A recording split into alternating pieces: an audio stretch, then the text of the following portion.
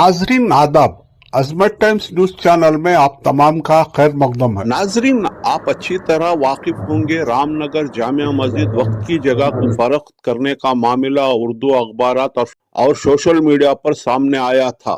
आज मोहम्मद उबैदुल्ला शरीफ, नायब सदर केपीसीसी और सैयद अशरफ साबिक वजीर आजम वीपी सिंह के मुशीर ने एक प्रेस कॉन्फ्रेंस का एहतमाम किया गया था और मीडिया को बताया कि इस ग्रुप से ताल्लुक रखने वाले अब्दुल रजाक और नईम ने 50 एकड़ जमीन को हड़पने के लिए मरहूम रसूल खान के 4 फर्जंदों को धोखे में रखकर उनकी तरफ से जली दस्तावेजात बनाकर रजिस्टर के सामने सेल एग्रीमेंट पर दस्तखत कर लिए गए। मोहम्मद उबैदुल्ला शरीफ ने 50 एकड़ जमीन के सर्वे नंबर मीडिया को बताते हुए कहा, जो वक्फ बोर्ड की तरफ से जो FIR हुआ था वो फेक NOC के लिए किया गया था। यहाँ पर वक्त की जमीन को फरोख्त करने का मामला है। सैयद अशरफ ने बताया, अब्दुल रजाक और नईम जमीनात के दूसरे मामलात में मुलवस रहे हैं, जेल भी जा चुके हैं। सैयद अशरफ ने कर्नाटका स्टेट वक्फ बोर्ड से मुतालबा किया वो रामनगर की जगह के मामले में कार्रवाई करे। आइए जानते ही तस्वीर से। अस्सलाम वालेकुम रहमतुल्लाहि व बरकातहू।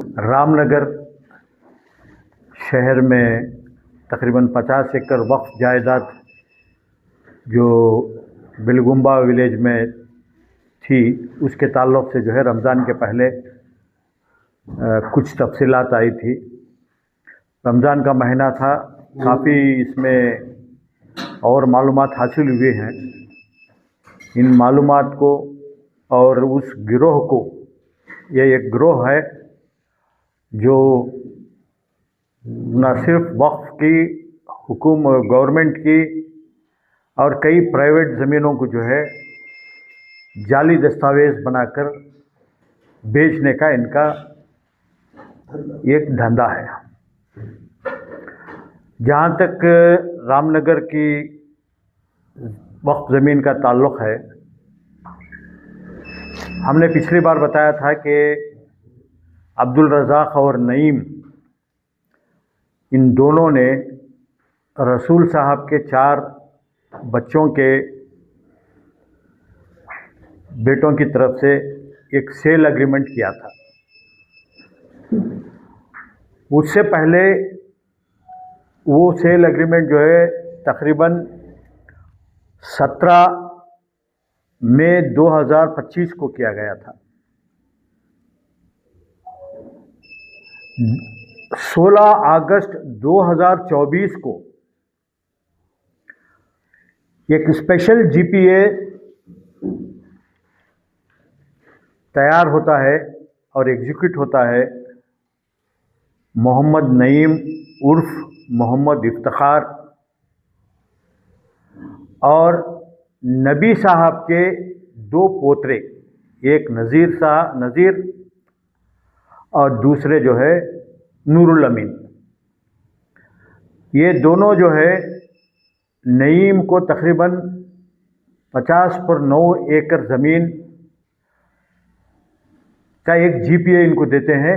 उस GPA के तहत नईम को पूरे इख्तियारात होते हैं कि वो अगर चाहे तो किसी बैंक से लोन ले सकता है और किसी को फ़रोख्त भी वो ज़मीन कर सकता है। इसी सर्वे नंबर्स को, कौन से सर्वे नंबर थे वो, जो वक्फ बोर्ड में पहले से गेजेट नोटिफिकेशन है, वही सर्वे नंबर। सर्वे नंबर 231 11 एकड़ 6 गुंठे, सर्वे नंबर 222 9 एकड़ 13 गुंठे, सर्वे नंबर 248 6 एकड़ 11 एकड़ 6 गुंठे, सर्वे नंबर 243 8 एकड़ 9 गुंठे, सर्वे नंबर 280/4 6 एकड़ 14 गुंठे, सर्वे नंबर 280/5 6 एकड़ 2 गुंठे, सर्वे नंबर 280/6 5 एकड़ 35 गुंठे और सर्वे नंबर 76 में जो है 12 एकड़।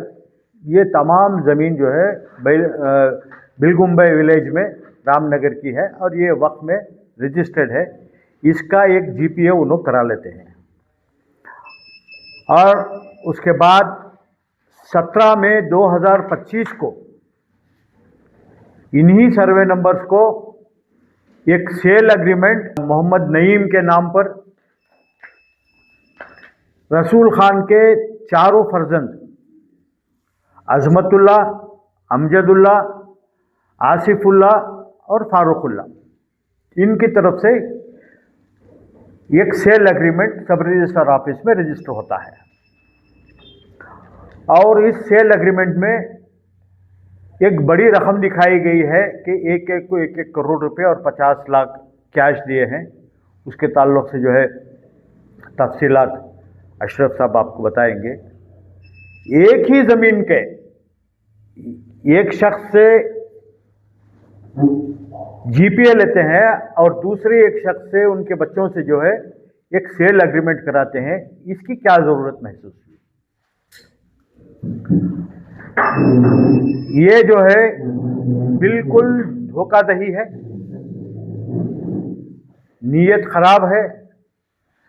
उनको मालूम था कि रसूल खान के जो फर्जंदान हैं चारों, उनके नाम पे कोई भी रिकॉर्ड नहीं है, ना पानी में उनका नाम है, ना म्यूटेशन में उनका नाम है। हाँ, नबी साहब का नाम पानी में है कि उन्होंने वक्फ जामा मस्जिद को वो जगह वक्फ कर दी है, ये मेंशन है। ये जो ग्रोह है ये एक खतरनाक ग्रोह है जो हमेशा कई जगह पर कहाँ कहाँ वो किए हैं, क्या है, कुछ तफसीलात जो है अशरफ साहब बताएंगे। हाल ही में रसूल साहब के फर्जंदान पर एक केस रजिस्टर होता है रामनगर रूरल पुलिस में कि इन्होंने वक्फ की ज़मीन को एनओसी लेने की फोर्ज एनओसी की थी, फेक एनओसी बनाई थी। तो उनके पर एफआईआर भी हुआ, अभी भी एफआईआर है। उसी एफआईआर में नईम का भी नाम आया और अब्दुल रज़ाक का भी नाम आया है।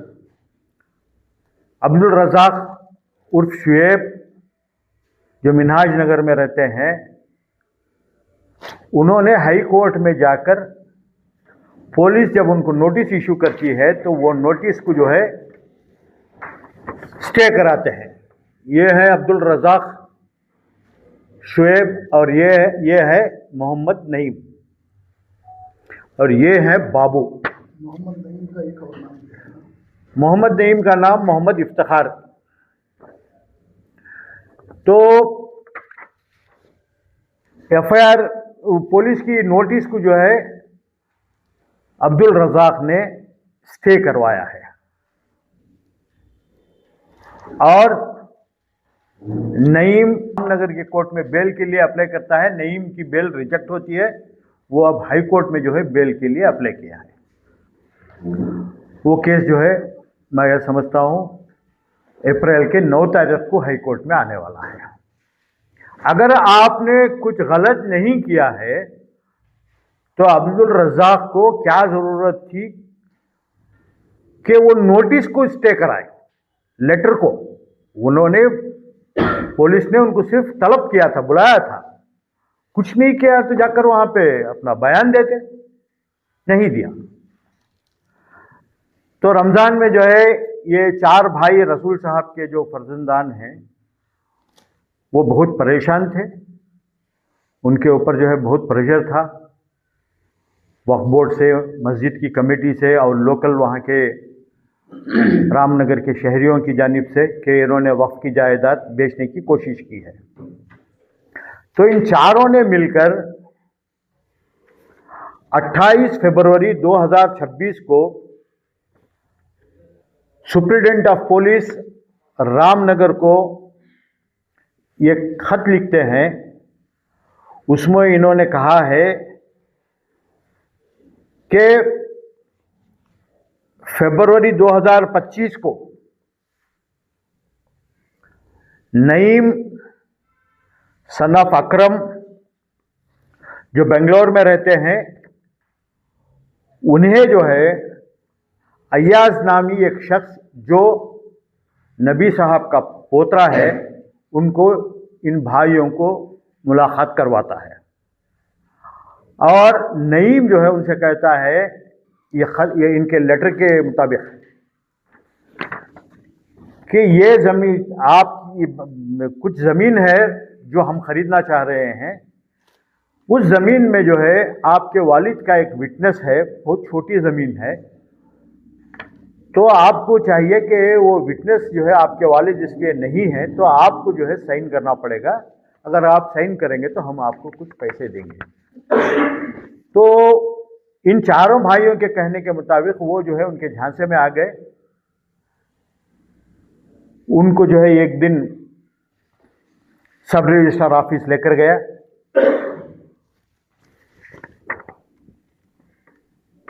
सत्ताईस मई को 2025 और एक सेल एग्रीमेंट रजिस्टर कराते हैं। इन लोगों का इस लेटर में एसपी को यह कहना है, इन चारों भाइयों का, कि उस वक्त हमें दबाव डाला गया, कोई कागजात पढ़ने के लिए नहीं दिए गए, सिर्फ दस्तखत लिया, ऊपर जो है कागज रख दिया गया था। उनका वीडियो भी आया इस ताल्लुक से। और ये कहा कि सब रजिस्ट्रार जो है कहीं जल्दी में है, जा रहे हैं, दस्तखत कर दीजिए। तो हमने दस्तखत कर दी, लेकिन हमें कोई कागजात नहीं दी। ये उन्होंने एसपी को लिखा है, और एसपी को कई चीज़ें उन्होंने लिखी है कि हमें बगैर किसी इत्तला के, हमें ये मालूम नहीं था कि ये जगह जो है मस्जिद की या वक्फ की है, उसके वो इत्तला दिए बगैर इन्होंने हमारे से ये करवा लिया। ठीक है, अब ये हजरात, इसमें हमने कहीं सुना है कि सारे डॉक्यूमेंट्स बनाने वाला ये शख्स बाबू, जिसका नाम मोहम्मद अजमत भी है, ये कहीं गोरीपाड़े में रहता है ये, और हमारे पास कई वीडियोस भी हैं, वक्त आने पर वो भी बताएंगे, देंगे, कि ये कहता है कि ये ज़मीन जो है वक्फ की नहीं है बल्कि नबी साहब की है, और जो वक्फनामा दिया गया है वो गलत है, ये इनका दावा है। तो ऐसी सूरत में वक्फ बोर्ड को चाहिए, क्योंकि वक्फ बोर्ड की तरफ से जो एफआईआर हुआ था वो एफआईआर फेक एनओसी के ताल्लुक से हुआ था। यहां पे जो है वक्फ की जमीन बेचने का मामला है, तो उसके ताल्लुक से अशरफ साहब तफसीलात बताएंगे कि वक्फ बोर्ड को इस वक्त क्या एक्शन लेना है और किसके खिलाफ लेना है। और ये ग्रोह, ये जाली दस्तावेज जो बनाकर ये करती है, इन्होंने और कई शहरों में जो है इनकी जाल फैली हुई है। मुख्तसरन आज अशरफ साहब बताएंगे, तफसीलात जो है कुछ दिन के बाद, और चूँकि वीडियो काफ़ी लंबा ना हो जाए उसको हम शॉर्ट करके आगे बताने की कोशिश करेंगे। यहाँ किसी का कब्ज़ा नहीं है, वो ज़मीन के लिए तहसीलदार को रिसीवर बना के अपॉइंट किया गया है, तहसीलदार के मातहत है। इस मामले में जो है तहसीलदार को भी जो है ये कंप्लेंट लॉन्च करना है, कंप्लेंट, क्योंकि तहसीलदार का भी साइन जो है एनओसी पे बोगस हुआ है। अस्सलाम वालेकुम वरहमतुल्लाहि वबरकातुहू। केस एग्रीमेंट ऑफ सेल है और ये रजिस्टर्ड है। एग्रीमेंट ऑफ सेल जो है ना रजिस्टर्ड है, ये रजिस्टर हुआ है 17/5/2025 को। इस एग्रीमेंट में कई खामियां हैं, एक दो नहीं, बहुत सारी खामियां हैं, तो आपको आगे इसमें बताऊंगा मैं। लेकिन पते की बात इसमें यह है कि इसमें जो पैसा दिखाया गया है एग्रीमेंट में, ये कह रहे हैं कि हर भाई को रसूल साहब के बेटों में 4 बेटों के दरमियान एग्रीमेंट हुआ है और हर बेटे को इन्होंने 1 करोड़ रुपया दिया है। ये एग्रीमेंट में दिखाया गया है चेक के जरिए, और चेक नंबर और बैंक डिटेल वगैरह इन्होंने दिया है। यस बैंक का है ये, और इसमें उन्होंने बैंक डिटेल्स वगैरह भी दिखाया है और चेक नंबर भी दिखाया है, डेट भी दिखाया है, एड्रेस भी दिखाया है बैंक का। लेकिन रसूल साहब के फर्जंदान का कहना है कि उनको ये कोई पैसा मिला नहीं है। उनके सारे अकाउंट के डिटेल भी उन्होंने ला के बता दिया कि इसमें ये चेक जो है ना, कोई भी जो है ना, ये चेक इनके अकाउंट में प्रेजेंट नहीं हुआ है। जब रसूल खान साहब के बच्चों के नाम चेक इशू हुआ है, चारों के नाम, तो बैंक में जाना ज़रूरी है, ये खामोश रखेंगे नहीं। और ये फ्रॉड किया गया है। चेक पे जो है ना, उसमें ये डाल दिया, इनको बगैर बताए ये कह रहे कि इनसे दस्तखत ले लिए थे। वही अभी भाई उबैदुल्लाह शरीफ साहब ने जो कहा कि पेपर पे जो पेपर रख के जो है ना, इनसे एक बहाना बना के सब रजिस्ट्रार को कहीं जाना है, इसलिए जल्दी जल्दी करो बोल के जल्दीबाजी में उनसे सिग्नेचर ले लिया गया। और ये चेक जो है ना, ये फ्रॉड है। ये चेक और उनको मिला भी नहीं है और किसी बैंक में प्रेजेंट भी नहीं हुआ है। इसका ये मतलब है कि इन्होंने बहुत बड़ा फ्रॉड किया है। चेक का एग्रीमेंट में डालते हैं तो चेक कहाँ गया, वो किसको दिया आपने, कौन से अकाउंट में कैश हुआ वो?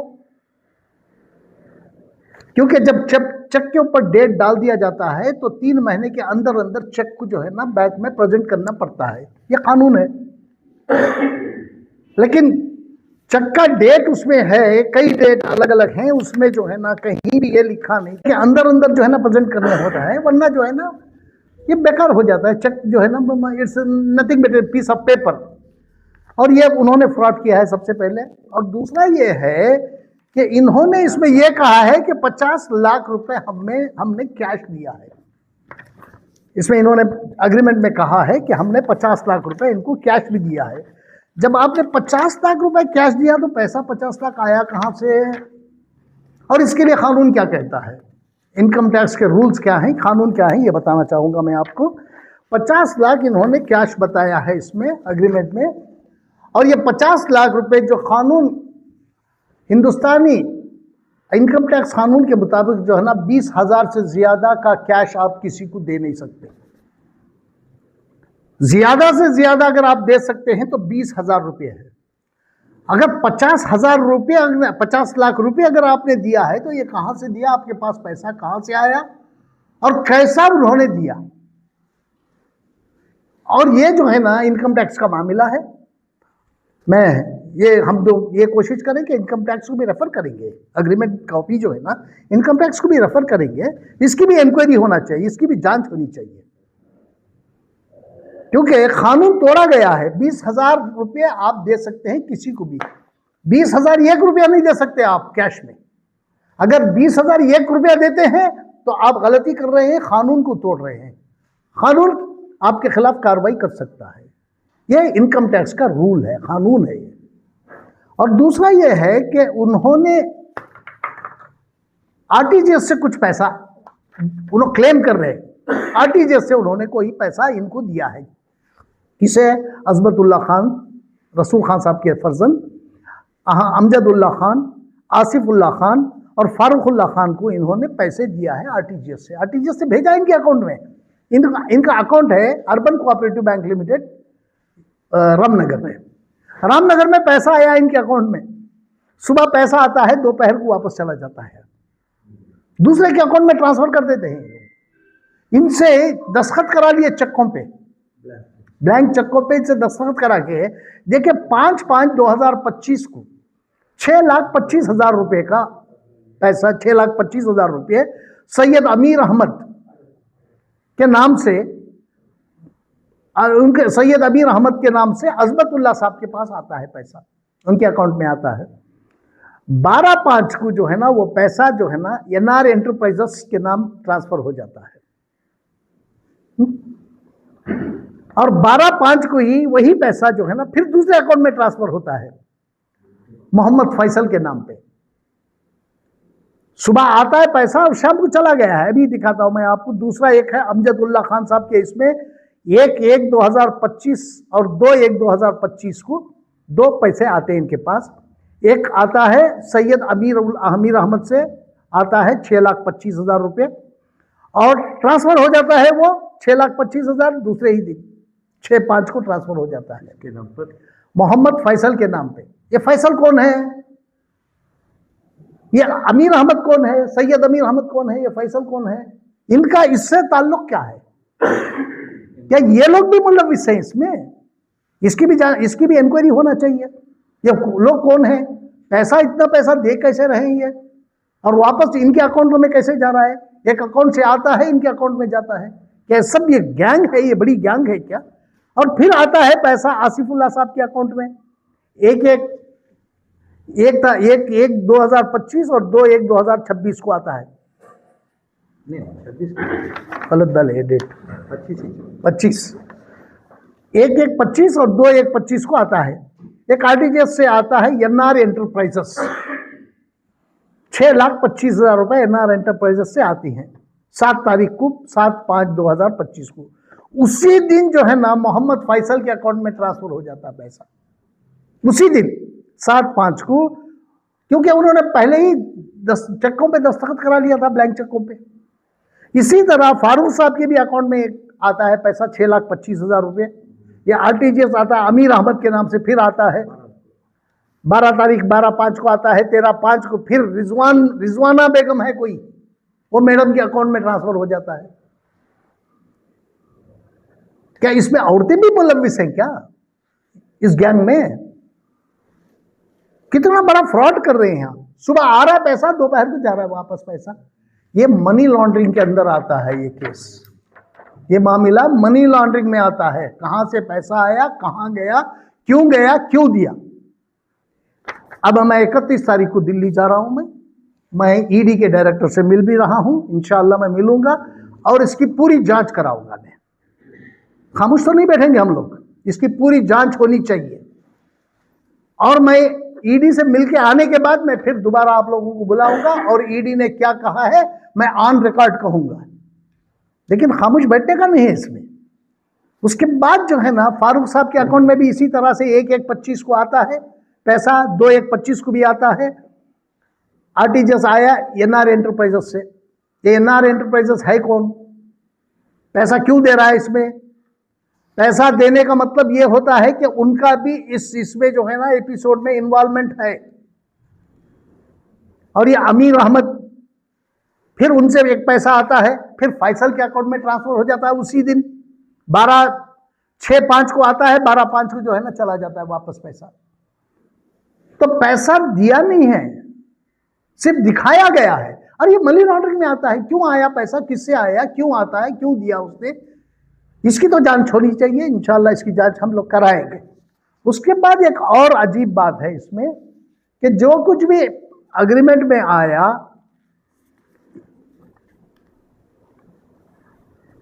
जो 50 लाख रुपए इन्होंने अग्रीमेंट में दिया है, तो वो 50 लाख कैश की इंक्वायरी होना जरूरी है, क्योंकि 20,000 से ज्यादा का कोई ये नहीं होता। अच्छा, मैं आपको ये बताना चाह रहा हूं कि कुछ 1 2 3 नहीं, कई ऐसे रिकॉर्डिंग हमारे सामने आए हैं, उसमें किसी एक यजमान का जिक्र होता है। तो वो कहते हुए ये भी सुना है उसमें कि यजमान जो है ना अभी घर आ रहे हैं, उनके बंगले पे हैं हम, आप आ जाइए वहाँ बैठ के, यजमान जो है ना आपको कोई तकलीफ होने नहीं देंगे, हम आपको बचा लेंगे। ये यजमान कौन है? शायद आप भी जानते होंगे, मैं भी जानता हूँ, लेकिन अभी नाम नहीं लूँगा। कल उस यजमान के एक ख़ास आदमी को मैंने ये करने की कोशिश की, उनसे बात करने की, फ़ोन पे कई बार मैंने फ़ोन किया, लेकिन उनकी तरफ से कोई फ़ोन मेरे पास वापस आया नहीं है। शायद उन्होंने जानबूझ के मुझे फ़ोन नहीं किया होगा। और ये लोग, ये इतने बड़े फ्रॉड हैं ये लोग। एक एमएलए की ज़मीन मैसूर में, एमएलए के फादर की ज़मीन, अभी एमएलए का नाम लेना नहीं चाहूँगा, आगे इसमें बताऊँगा मैं, आज सिटिंग एमएलए हैं वो, उनके फादर की एक ज़मीन थी। ज़मीन के ये फोर्ज डॉक्यूमेंट बना के उसको इन्होंने, ये ग्रुप ने बेच दिया। ये फ्रॉड ग्रुप ये नहीं है, ये सब पहले से इनका धंधा यही है। एमएलए के जरा अंदाजा लगाइएगा, एक एमएलए के फादर की जमीन बगैर उनके नोटिस के फौज डॉक्यूमेंट बना के इन्होंने बेच दिया। मर गए हुए आदमी को जिंदा करा के बेच दिया। बेचने के बाद जब उन्हें एमएलए साहब के फादर को पता चलता है तो फौरन जो है ना एफआईआर होता है और ये ग्रुप जो है ना अरेस्ट होता है वहां। इसके आपको इसके भी डॉक्यूमेंट्स हम अगले इसमें देंगे आपको। 2022 में 22 में एमएलए सिटिंग एमएलए हैं वो, उनके फादर की प्रॉपर्टी इन्होंने फोर्ज डॉक्यूमेंट बना के बेच दिया था। और जब उन्होंने कंप्लेंट किया, एफआईआर वगैरह हुआ इनको, तो ये ग्रुपों को अरेस्ट भी किया गया। वो अरेस्ट के सारे हमारे पास ये भी हैं, डॉक्यूमेंट्स भी हैं, हम आपको बताएंगे बाद में, वो देंगे भी, हम रिलीज भी करेंगे उसको। और ये एक ही नहीं है, दूसरा जो है ना मुडा का केस जो जिसमें कई लोगों के मुलव्वस होने का ये आया था और ईडी इंक्वायरी कर रहा है आज भी, उसमें भी एक ग्रुप ने और उसमें भी इनका इन्वॉल्वमेंट रहा और उसमें भी मुडा के केस में भी ये लोग गिरफ्तार हुए। 2021 में ये लोग उसमें भी इन्वॉल्व थे, मुडा के केस में भी इन्वॉल्व थे, जिसमें चीफ मिनिस्टर को भी निशाना बनाया गया है। उसमें भी कई जमीन इस पे जो है ना साइटों पे जो है ना कब्जा करके उसके ऊपर ये करके फोर्ज डॉक्यूमेंट बना के इन्होंने उसे भी सेल किया, तो उसमें भी ये लोग अरेस्ट हुए। इसमें ये ग्रुप में ये जो है ना पेशावर ग्रुप है, ये एक दो नहीं है, अरेस्ट हुए, अंदर गए हैं, बाहर आए, अंदर गए, बाहर आए, इनके ऊपर कई मुकदमात चल रहे हैं। और इसमें एक फर्द के लिए मेरे भी इसमें भी 5 अलग अलग स्टेटों में मैं भी मुकदमा दर्ज किया हूं इसमें एक आदमी के वास्ते। देखेंगे इन्हें कौन है, मैं देखता हूं इसे बाद में, उसे क्या करना है मुझे मालूम है। लेकिन ये ग्रुप जो है इतना खतरनाक ग्रुप है, जब एमएलए साहब के फादर की जायदाद को बेचने वाला कितना बड़ा फ्रॉड रहेगा। इसलिए जो है ना आइंदा जो है ना अभी ज्यादा हो जाएगा, इसलिए जो है ना आइंदा हम लोग जो है ना इस पर बात करेंगे। हम बोल रहे हैं इसमें भी कोई गलती है तो हमारे पास कोई भी आके पूछ सकता है, दाखिला पूछ सकता है हमारे से। अगर कोई सुनना चाहे तो हम सुना भी सकते हैं, ऐसे कोई नहीं है।